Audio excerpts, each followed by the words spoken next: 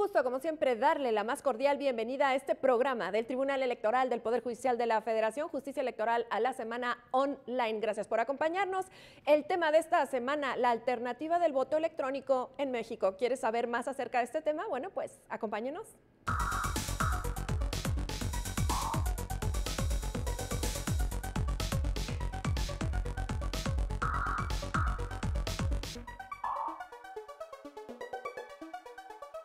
Y ya nos acompaña en este programa el especialista en materia electoral Marco Antonio Baños Martínez. Usted lo reconoce, también fue consejero del entonces Instituto Federal Electoral. Lucy, qué gusto saludarte, un saludo muy afectuoso para las magistradas, magistrados, para el jefe del área de comunicación social y para todas las personas que tienen la gentileza de acompañarnos. Pues tenemos un temazo, el voto electrónico en México, ¿es o no una alternativa ya a estas alturas del partido? Estamos en 2022, venimos hablando ya pues fácilmente una década de este tema. Mira, nosotros desde el año de 2010 hemos explorado alternativas institucionales para poder ver la forma de implementar el voto electrónico. Ciertamente ha sido una discusión muy larga. En aquella ocasión al IFE se le ordenó por vía de un decreto que aprobó el presupuesto de la Cámara de Diputados que se hiciera un estudio para saber si era viable o no implementar medidas electrónicas. La respuesta siempre ha sido sí. Hay que ver los cómo, hay que seguir una estrategia progresiva para ir avanzando poco a poco en esta materia, pero sin embargo también ha sido un tema de mediciones políticas que nos ha llevado de manera muy lenta. En mi opinión sí es una alternativa, sobre todo porque después de la reforma del 2013-2014 se implementó la modalidad de la casilla única que concentra las votaciones de las elecciones locales, el número de elecciones que sean, más las elecciones federales, en una sola mesa directiva de casilla. Cuando coinciden todas las elecciones, tienes presidente, diputados, senadores, gobernador, ayuntamientos y los congresos estatales, además de que hay en algunos estados otras modalidades de elección. Entonces, pueden ser 6 o más elecciones en una sola mesa directiva de casilla y eso hace que los funcionarios estén muy saturados de trabajo al finalizar la jornada electoral. Entonces, creo que tenemos que explorar de manera muy seria, de manera objetiva, de manera racional, cómo darle viabilidad a una forma que permita recibir más rápido la votación, pero sobre todo contabilizar con mayor agilidad los votos. Marco Antonio, te preguntaría, ¿en México está listo? ¿Ya olvidó estos fantasmas del fraude electoral? ¿Ya estamos listos para dar el paso al voto electrónico? Mira, Lucy, yo separaría mi respuesta en dos apartados. La primera es que desde la perspectiva legal, desde la perspectiva de la logística electoral que se implementa por las autoridades administrativas a nivel nacional, a nivel de las entidades, pero también por diversos criterios que las estructuras jurisdiccionales de nuestro país han emitido, la sala superior, las salas regionales, los tribunales estatales. Yo te diría que hay criterios que nos permiten ver que hay suficientes mecanismos y medidas que nos permiten garantizar que el voto se recibe y se cuenta de una manera absolutamente imparcial, que no hay posibilidades de que los votos depositados en las urnas se puedan alterar, de que puedan existir como a finales de los años 80 todavía prácticas de fraude electoral. Yo diría, desde esa perspectiva tenemos absoluta seguridad de que lo que determine una persona al ejercer su voto es lo que la autoridad va a reflejar en las actas de escrutinio y cómputo y en los sistemas de los programas de resultados que se dan a conocer después de las elecciones. Pero en la parte social todavía existe una percepción de que puede haber algún tipo de irregularidades. Es decir, el andamiaje institucional, procedimental, logístico que hemos implementado para garantizar que no haya fraudes electorales, todavía a partir del propio discurso, incluso de los actores políticos, se sigue generando en el ámbito de la sociedad mexicana alguna percepción de que puede haber alguna práctica de fraude electoral. Y creo que todavía nos falta trabajar muchísimo informándole a la gente cómo es posible que eso no ocurra. Yo siempre pongo este ejemplo, si confiamos nuestro dinero, nuestras transacciones a lo electrónico, a lo digital, ¿por qué no nuestro voto? ¿Esto puede abonar a la certeza, el voto electrónico? Sin duda alguna, porque mira, de lo que se trata, vuelvo a insistir, es de que agilices la recepción de la votación en un país tan grande como el nuestro, 2 millones de kilómetros cuadrados, estás hablando de más de 93 millones de electores a nivel nacional, Y creo que sí podríamos utilizar mecanismos electrónicos que te permitan recibir de forma más rápida, pero también de forma más segura y de manera mucho más ágil el voto que tú ejerces en favor de un candidato, de un partido de tu preferencia. Y por supuesto que hay muchos ejemplos en el mundo de experiencias exitosas, y también debo decir que ha habido experiencias que no han resultado exitosas, pero siempre hay una explicación, y creo que podemos abrevar de las incipientes experiencias nacionales que tenemos, pero sobre todo podemos aprender de lo que internacionalmente ha venido ocurriendo para que no incurramos en las problemáticas que algunos países han tenido en otros momentos. En efecto, ese tema es muy importante, es una gran pregunta. Yo se la haría directamente. ¿Qué experiencias exitosas han observado respecto al voto electrónico y cuáles han sido, bueno, pues las que no debemos seguir? Mira, yo haría en esta ocasión alusión a dos ejemplos concretos. Tenemos en el caso de América Latina el voto electrónico, particularmente en Brasil, donde a partir del año de 96 se vienen implementando las urnas electrónicas en forma progresiva. Hoy prácticamente el voto se recibe en medios electrónicos en todo ese país y han resultado exitosas. Tienen ellos agilidad en la votación, tienen ellos credibilidad en la forma en que lo realizan a través de las autoridades electorales de ese país. Hay otros ejemplos de cómo se han venido implementando algunos mecanismos intermedios en otros países, donde, por ejemplo, en la India, que tiene un padrón electoral por lo menos 10 veces más grande que el de nosotros, y además ellos tienen esta modalidad del voto electrónico, donde por regiones van llevando las urnas electrónicas para que se reciba la votación y entonces se puedan saber los resultados.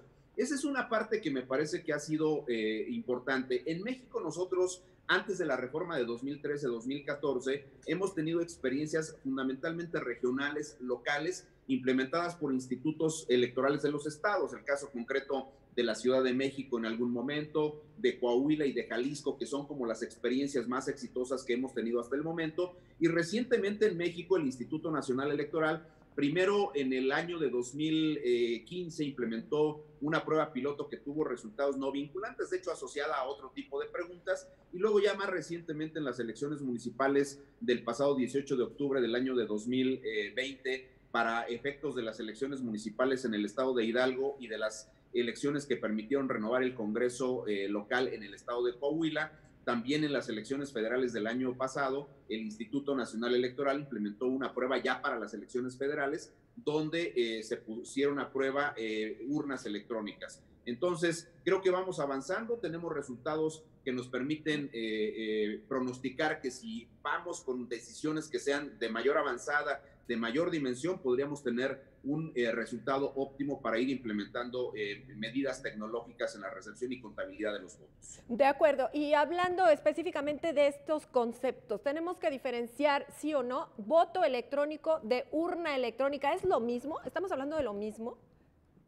Ese es un buen punto. La legislación, por ejemplo, mexicana para efectos del voto electrónico, es decir, de la forma en que tú recibes el ejercicio de este derecho político de los electores, habla de voto electrónico que puede ser por vía de una plataforma de internet. Ojo con ese tema. No necesariamente el voto electrónico está asociado a las urnas electrónicas. Las urnas electrónicas son finalmente los aparatos, una especie, digamos, de computadoras o de cajeros automáticos que funcionan con, tú ya lo decías, como en el caso de los bancos, que funcionan con un determinado software, que tienen una programación específica y que le permiten al elector ejercer su derecho de voto, pero ese es el medio.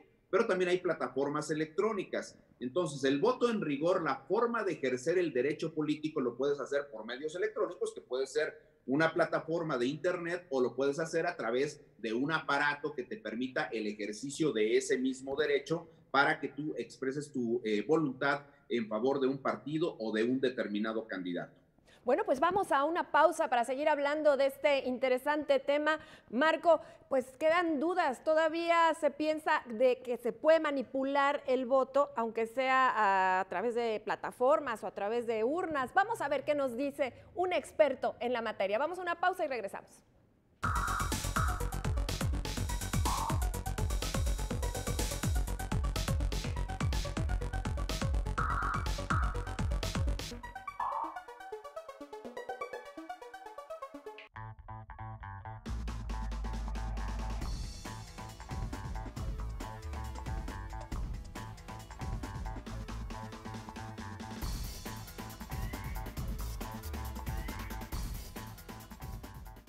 Continuamos hablando de la alternativa del voto electrónico en México. ¿Cuánto nos falta para llegar a que esto se concrete? Pues estamos hablando con un especialista en materia electoral, Marco Antonio Baños Martínez. Y bueno, pues hablando de candados, hablando de inseguridades, hablando de que todavía se teme que se manipule el voto, ¿qué nos puedes decir? Mira, la principal preocupación que las fuerzas políticas, los partidos, los candidatos y, por qué no decirlo, también los ciudadanos tienen respecto a la implementación de los medios electrónicos en la votación, tienen que ver con esa percepción de que los medios electrónicos pudieran ser manipulados. Justamente por eso, en el ámbito internacional se han ensayado muchísimas experiencias, como lo hemos hecho también en estos ejercicios que hemos tenido en México, donde las urnas electrónicas, por ejemplo, que son los medios más socorridos para esta modalidad, estoy hablando de la forma en que votas a nivel de territorio nacional, no están conectadas a Internet. Este es un primer punto. Son aparatos que están desconectados de la posibilidad de que se vinculen hacia un sistema de Internet y por tanto la información es como en una caja donde, como en la urna donde metes la boleta física, así en la urna electrónica, que es una computadora, tú registras tu voto, pero la información se queda dentro de la máquina y no hay forma de sacarla al aire, a la nube, por medios de Internet. Entonces, esa primera parte me parece que es importante. Ahora, también de manera previa al desahogo de un ejercicio de votación con medios electrónicos, se realizan auditorías al funcionamiento del equipo, al software, a la parte mecánica de la computadora, pero también hay instituciones que son completamente desvinculadas de las autoridades electorales, que tienen un prestigio importante a nivel social, como son las universidades, organizaciones sociales, organizaciones de expertos en medios electrónicos, que certifican que no hay información precargada en las computadoras y que no podría generar alguna tergiversación de la voluntad política de los electores. Esos medios están ahí. Ahora, debo decirte también que para efectos de garantizar que van a funcionar, pues se hacen estas auditorías, pero también para que haya credibilidad y confianza en los medios electrónicos. Tuvimos una experiencia en el año de 2020, julio de 2020, en las elecciones de República Dominicana. Entre febrero y julio de ese año hubo elecciones, unas con voto electrónico que fueron fallidas, pero fundamentalmente porque la autoridad electoral en República Dominicana, habiendo dado pasos importantes para la implementación del voto electrónico en más países de América, como el caso de Brasil, pues ahí no hicieron ellos una supervisión de que las boletas electrónicas, el formato de la boleta, estuviera correctamente cargado en las urnas electrónicas, que era una especie como de laptops que funcionaban así como urnas electrónicas, pero no revisaron que se desplegara de manera correcta la boleta. Entonces, cuando ellos llegan a la jornada electoral, advierten que la boleta no se despliega completa, que no te ofrece todas las modalidades de votación, y por consecuencia tú dejabas en una situación de indefensión a los candidatos de varios partidos políticos, y se tuvo que suspender el ejercicio para hacerlo unos días después en forma manual.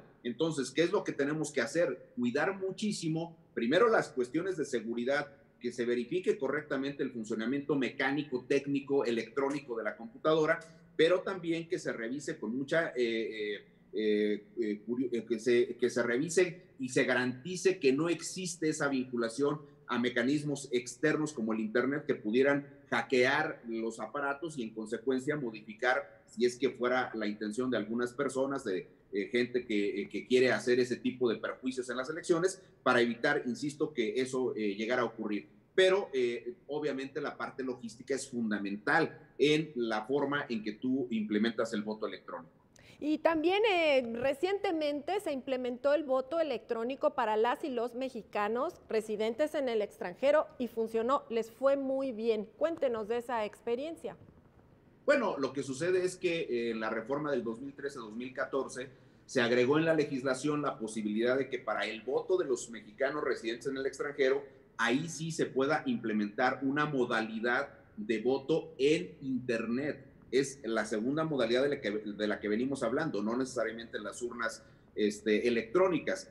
Ya se hizo un primer ejercicio en el año de 2021. Hay, por supuesto, una primera participación que nos permite decir con claridad que es viable, que ese mecanismo puede funcionar, pero también creo que hay, en términos de la defensa de los derechos políticos, esta situación donde el Tribunal Electoral del Poder Judicial de la Federación ha emitido criterios que maximizan los derechos políticos, que ordenan a las autoridades administrativas, en este caso al Instituto Nacional Electoral, a que se realicen diversas pruebas para que también la modalidad presencial, no solo la de Internet, sino también la modalidad presencial, se pueda utilizar y también esta situación se mantenga del voto postal, que había sido en los ejercicios anteriores la modalidad en la que se había votado desde el extranjero. Yo creo que la sentencia 1076 del año pasado de la Sala Superior es muy importante porque está orientada fundamentalmente a maximizar los derechos de los migrantes, que se tengan todas las modalidades, no solo la plataforma de Internet que ya funcionó,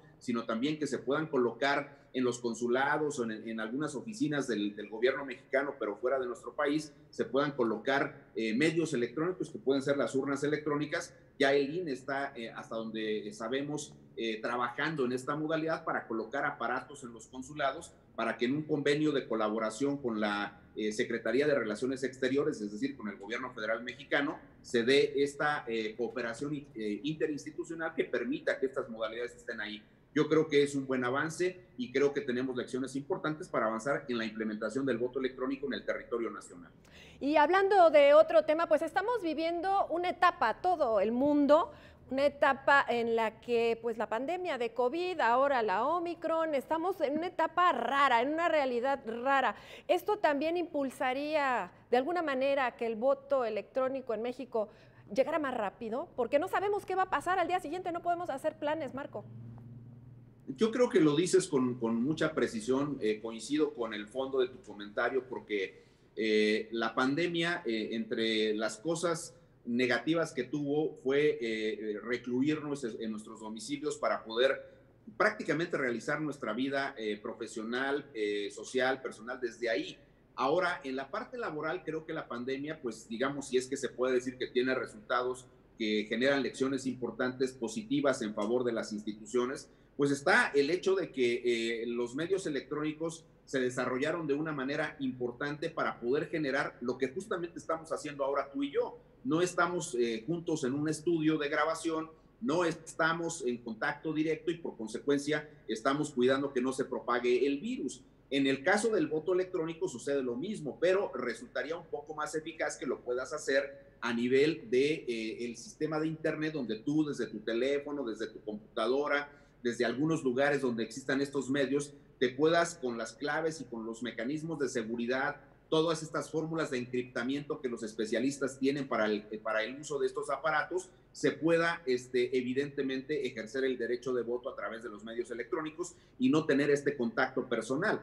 Además, es un hecho concreto de que la parte que tiene que ver con los gastos se vería reducida de manera importante. Tú imagínate, Lucy, por ejemplo, que en algunos momentos hemos llegado a tener hasta más de 80 formatos distintos de papel impreso que se usan en una mesa directiva de casilla para el funcionamiento de toda la mesa, todas las funciones que tienen. En cambio, con un mecanismo electrónico, ya sea por Internet o ya sea las propias urnas electrónicas, vamos a las urnas electrónicas, tú evitas la impresión de las boletas, de las actas, de toda la papelería que se tiene con la urna electrónica y evitas tener además muchas personas funcionando en la mesa directiva de casilla. En lugar de tener 4 o 6 o 7 funcionarios de casilla, pues deberías de tener un universo quizá de 3 personas como máximo que estén apoyando el funcionamiento de los medios electrónicos en los lugares donde estos se instalen y obviamente eso reduce sensiblemente los costos. Claro, hay logísticas que tendríamos que diseñar para el cuidado, para el mantenimiento de los aparatos electrónicos, pero también hay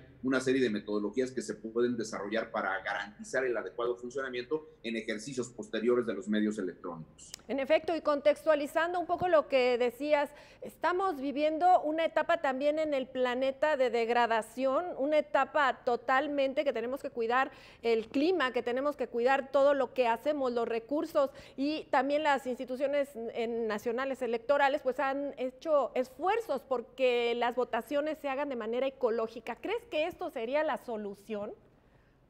Es una parte importante de la solución y mira, te comparto un dato todavía de las últimas ocasiones que tuve la oportunidad de trabajar como consejero electoral. cuando se imprime el papel seguridad con el que hoy día se fabrican las boletas electorales, por cada, digamos, tonelada de papel seguridad que se utiliza para la impresión de las boletas electorales, se requieren más o menos 6 toneladas de celulosa, es decir, de madera. La celulosa proviene de la madera, pero hoy día en México nosotros no somos autosuficientes en la producción de la celulosa porque lamentablemente hemos deforestado los principales bosques de los estados del sureste donde se fabricaban este tipo de maderas. Ahora se exportan o se importan para el caso mexicano de países como Brasil o de Chile, que tienen ellos una producción de madera para la generación de la celulosa que es, digamos, amigable con el medio ambiente y que está, por supuesto, producida a través de, digamos, de elementos que permiten cuidar justamente al medio ambiente. Entonces, ¿qué es lo que sucede con nosotros? Nosotros ya no tenemos esa posibilidad, pero imagínate, por una tonelada de celulosa, pues tú te gastas 6 de madera. Es impresionante lo que ocurre. Con los medios electrónicos tú tendrías primero ya que evitar la producción de papel, ya no requerirías papel en las elecciones, pero el tema central asociado a la forma de cuidar el medio ambiente en esa materia estaría también en la agilidad con la que recibes los votos y en la forma en la que tú podrías procesar los resultados. Y eso es para mí uno de los plus más importantes que podría tener la incorporación del voto electrónico. Yo difiero de algunos comentarios que en una sesión reciente del Consejo General del Instituto Nacional Electoral escuché algunas opiniones que decían que hoy día la forma de conservar las urnas electrónicas es más onerosa que colocar una urna física. Bueno, pues es que el detalle está en que seguimos utilizando las urnas electrónicas que hace 10, 12 años utilizaban los institutos electorales de Coahuila y de Jalisco. No, a nivel internacional lo que han dicho los especialistas es que las urnas electrónicas podrían tener una vida útil quizá de 4 años en la utilización que se necesite para ese periodo, y obviamente eso hace que se reduzcan los costos de manera importante, pero obviamente también podría yo acompañar solo una parte de la preocupación del INE en el sentido de que habrá que tener una logística para el resguardo de esos aparatos y para obviamente generar una especie de retroalimentación en los softwares de los equipos informáticos que permitan que estén al día cuando se requieran en las elecciones locales o federales. Bueno, va a reducir costos, va a reducir horas hombre trabajando en las jornadas electorales, va a dar cifras más rápidas, son muchos beneficios, pero sí se tendría que hacer pues una inversión inicial de arranque, ¿no? Mira, cuando se discutió la posibilidad de una reforma electoral en el año 2019, que diversos legisladores de Morena presentaron iniciativas y hablaban de la desaparición de los órganos electorales de los estados para convertirlos en una especie ya de agregados al Instituto Nacional Electoral, de oficinas agregadas al Instituto Nacional Electoral. En ese momento se hicieron algunos cálculos. Había precios, por ejemplo, en diversos medios de información donde las urnas electrónicas de la India costaban alrededor de 17,000 pesos, que las modalidades de urnas electrónicas que tiene Brasil cuestan, por ejemplo, 7,000 pesos mexicanos. Es decir, hay una diferencia fuerte en los costos de unas y de otras. Pero si tú tomas en cuenta una media entre estos extremos, con lo que tú inviertes en las boletas electorales y sobre todo en la capacitación electoral, la última capacitación electoral, es decir, desde el sorteo, la notificación a los funcionarios de casilla y todo el proceso de capacitación para que sepan ellos qué hacer en la mesa directiva de Castilla, costó alrededor de 3,700 millones de pesos. Súmale el costo de las boletas, súmale el costo de las actas y de toda la demás papelería, súmale el costo de los programas de resultados electorales preliminares. Conclusión, el INE dijo en unos primeros datos que dio a conocer Edmundo Jacobo en una comparecencia como secretario ejecutivo ante la Cámara de Diputados, dijo que se podrían comprar alrededor de 254,000 urnas. Nosotros andamos sobre vamos a andar ahora sobre 167,000, 168,000, por ahí más o menos casillas en el proceso electoral del 24. Bueno, pues entonces nos sobraría. Pero si tú tomas en cuenta que son reciclables a unos 4 o 5 procesos electorales, pues entonces te das cuenta cómo dispersas la inversión inicial, que es fuerte, por supuesto, pero la conviertes en una inversión que te va a reducir costos en 4 o 5 elecciones. Claro que hay que hacerlo de manera progresiva, esto sí lo entiendo. No puedes ir para una elección de un día para otro con urnas electrónicas o con medios electrónicos, internet o combinado con las urnas electrónicas, no puedes ir de una elección a otra para implementar de una manera total el voto electrónico, pero sí puedes hacer pruebas que sean mucho más robustas que las 100 urnas electrónicas que se van a usar ahora, que son 50 para Tamaulipas, 50 para el caso de Aguascalientes en las elecciones de gobernador que habrá en junio de este año, el día 5. Bueno, pues se nos agotó el tiempo, pero nos dejas conocimiento muy preciso sobre este tema. Te lo agradecemos mucho, Marco, y desde luego te invitamos próximamente para hablar de otros temas aquí en Justicia Electoral a la Semana. Claro que sí, Lucy, muchísimas gracias. Felicidades por el magnífico programa del Tribunal Electoral del Poder Judicial de la Federación. Gracias a ti siempre y gracias a usted por su presencia. Le invitamos, ya lo sabe usted, la próxima.